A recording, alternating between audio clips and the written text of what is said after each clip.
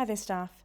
I just thought I would record this really quick video to explain to you what we're doing over the next 2 weeks for PLT A and B, term 2, weeks 2 and 3.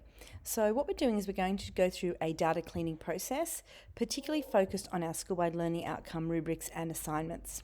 And the reason we're doing this is that the school is pairing with a third-party provider who's doing some work in the space of converting our marks in Canvas into student reports. And obviously their ability to do so is hinged very heavily on the data in Canvas being accurate and true, and also their ability to be able to retrieve that information as easily and quickly as possible out of our Canvas courses. Now, although it's quite simple for us when we look through an assignment listing to know things like where an assignment comes from in terms of what subject it is from an integrated course, or whether the assignment is a school-wide learning outcome or not, it's not so simple for someone who is external to the school to be able to evaluate or to make judgments on those types of things.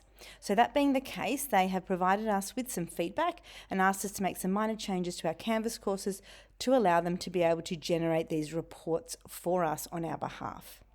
We're hoping that we can get this work done in 2 PLT cycles, so that's weeks 2 and 3 of term 2, and I don't think realistically it will take us that long to do so. So I'm asking you to join with me in making these small changes to our school-wide learning outcome Canvas course assignments, and we'll see how it goes. If you have any feedback, please feel free to leave that feedback in our evaluations at the end of both sessions, and I can assure you that I will take the time to read them, but please make this process as easy as possible for all of us. I understand it is a little bit of pain, but hopefully for a long-term gain.